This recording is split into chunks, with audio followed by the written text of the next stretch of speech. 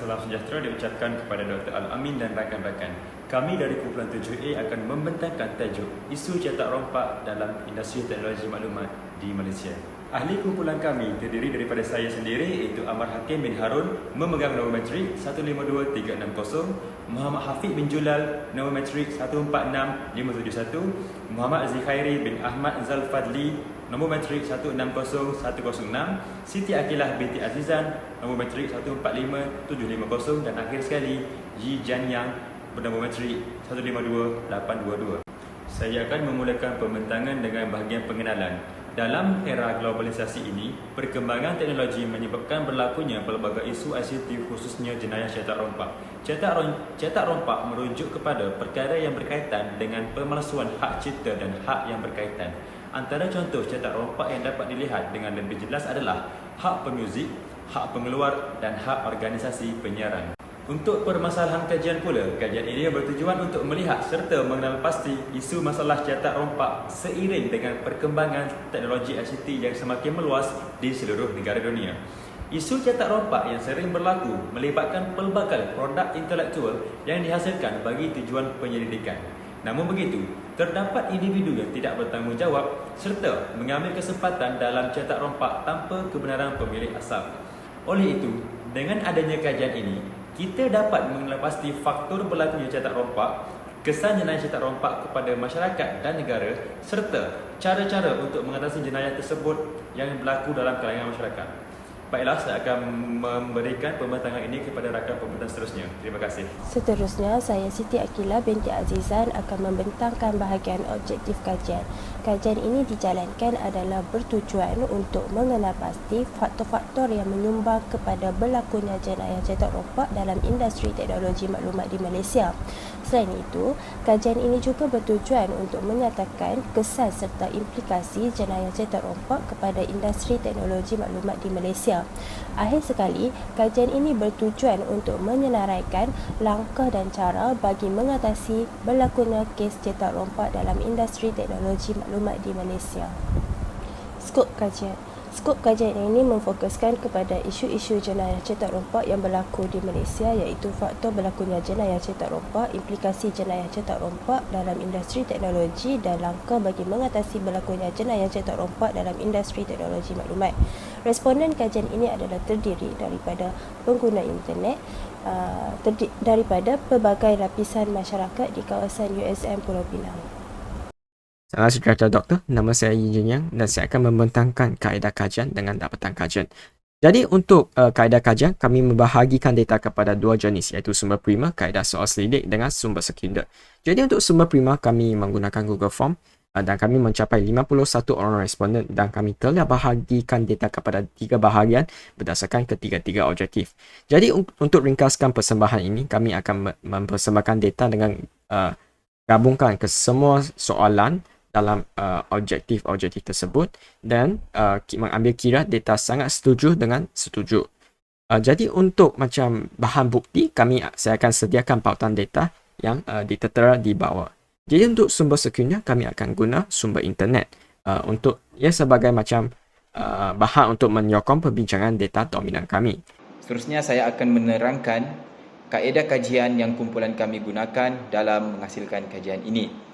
Seterusnya adalah kaedah pemerhatian, iaitu melalui aktiviti pemerhatian. Di mana aktiviti pemerhatian ini juga telah membantu kami dalam mendapatkan data-data yang tulen mengenai isu cetak rompak dalam industri teknologi di negara kita. Selain itu, aktiviti pemerhatian ini juga telah diperluas ke peringkat antarabangsa.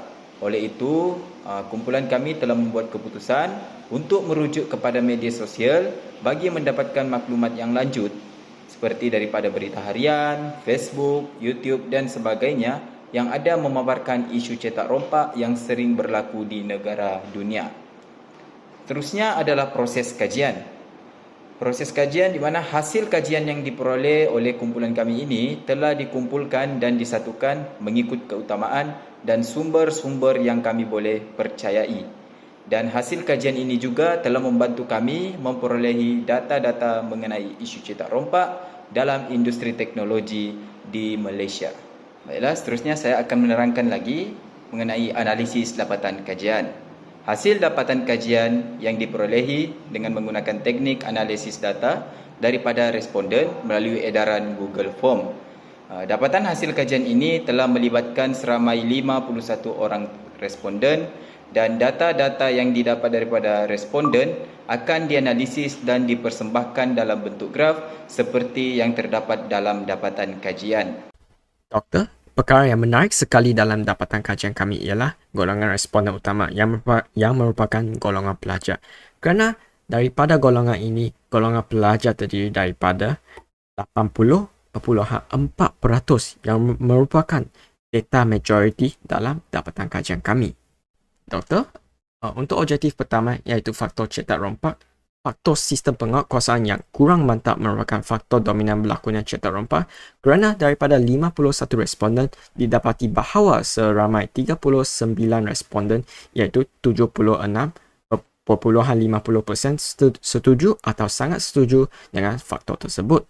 Doktor, untuk objektif kedua iaitu kesan cetak rompak, kebanyakan responden setuju atau sangat setuju bahawa cetak rompak menyebabkan industri teknologi mengalami kerugian yang besar pada setiap tahun kerana daripada 51 responden didapati bahawa seramai 30 responden iaitu 58.80% setuju atau sangat setuju dengan kesan tersebut. Jadi, untuk objektif terakhir kita iaitu objektif ketiga, langkah mengatasi cetak rompak.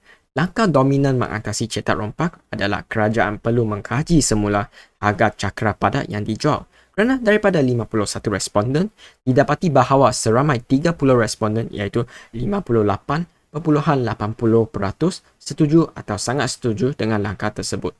Peratusan ini sama dengan peratusan pada objektif kedua. Bismillahirrahmanirrahim. Assalamualaikum warahmatullahi wabarakatuh.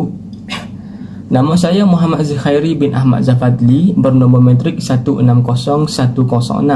Baiklah, seterusnya saya akan mengambil alih pembentangan di bahagian perbincangan, di mana di bahagian perbincangan ini kita akan meneliti tiga aspek, iaitu aspek-aspek yang terdiri dari segi faktor-faktor, yang kedua dari segi kesan, dan yang terakhir sekali dari segi langkah yang berkaitan dengan jenayah dan isu cetak rompak di Malaysia. Jadi tiga-tiga aspek ini kita akan melihat faktor yang dominan, kesan yang dominan dan langkah yang dominan. Maksud dominan di sini ialah yang mendapat persetujuan yang paling tinggi oleh responden. Jadi kita pergi kepada perbincangan pertama, kita lihat kepada faktor dominan yang menyumbang kepada jenayah cetak rompak ini. Jadi faktor dominan di sini ialah sistem penguatkuasaan yang kurang mantap. Untuk tinjauan kajian, kami menggunakan sumber sekunder iaitu berpandukan artikel, jurnal dan juga laman sesawang. Kita pergi kepada justifikasi. Justifikasi ini menerangkan mengapa faktor ini menjadi faktor dominan, faktor majoriti yang dipilih oleh rata-rata responden. Dan hal ini dikatakan demikian kerana negara kita ini mengalami kekurangan sumber dana untuk meningkatkan kapasiti teknikal bagi memantapkan sistem penguatkuasaan. Kapasiti teknikal di sini bermaksud kita kekurangan dana untuk menambah ahli penguatkuasa yang berkemahiran tinggi dalam bidang ICT, teknologi maklumat dan komunikasi. Bukan itu sahaja, kita juga kekurangan dana untuk meningkatkan sistem teknologi dan komunikasi negara kita ini sendiri. Jadi apabila negara kita gagal berbuat demikian, perkara-perkara ini akan memudahkan sesetengah pihak untuk melakukan melakukan jenayah cetak rompak ini. Jadi apabila dana yang ada pada negara kita ini tidak mencukupi, kita tidak dapat berdiri sama dengan negara-negara yang maju. Maksudnya di sini dari segi pertahanan, dari segi penguatkuasaan, kita masih lagi berada di tahap yang lemah. Baiklah, seterusnya kita beralih pula kepada kesan. Apakah kesan yang akan dihadapi oleh negara kita sekiranya isu cetak rompak ini ataupun jenayah cetak rompak ini tidak diatasi? Baiklah, kita lihat kepada kesan dominan, kesan yang mendapat persetujuan yang paling tinggi oleh responden, iaitu industri teknologi akan mengalami kerugian yang besar pada setiap tahun. Jadi bagi kesan ini, kami masih lagi mengekalkan tinjauan kajian dengan menggunakan sumber sekunder.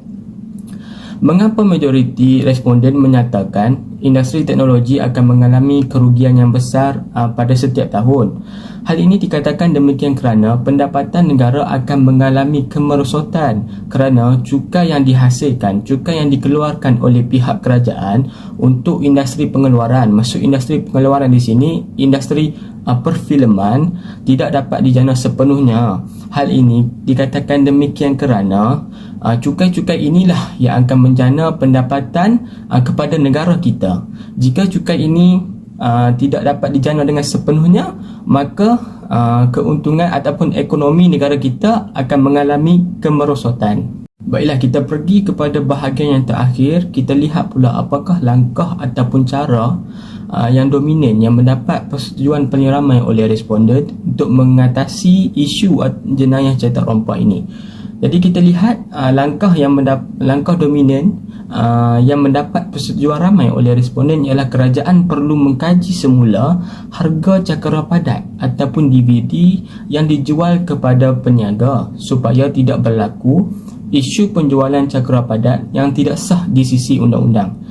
Sama juga seperti faktor dan juga kesan, kami masih lagi mengekalkan tinjauan kajian dengan menggunakan sumber sekunder untuk kita lihat untuk justifikasi. Okey, mengapa rata-rata responden menyatakan langkah-langkah ini merupakan langkah-langkah yang paling efektif?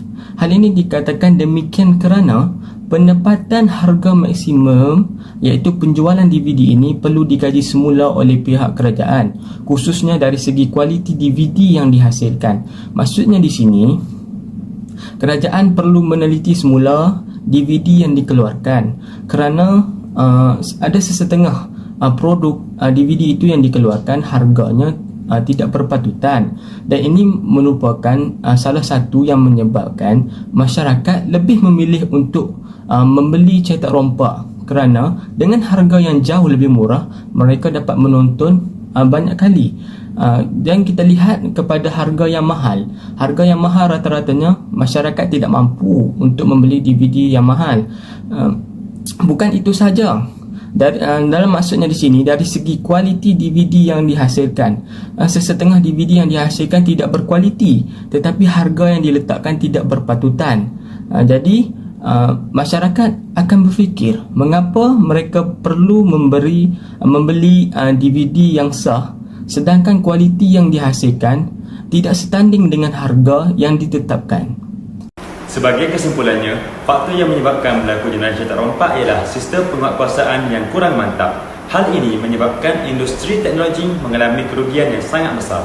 Oleh itu, kerajaan perlu mengkaji semula harga cakera padat atau DVD yang dijual kepada peniaga supaya tidak berlaku isu penjualan cakera padat yang tidak sah di sisi undang-undang. Sekian pembentangan daripada kumpulan kami. Terima kasih.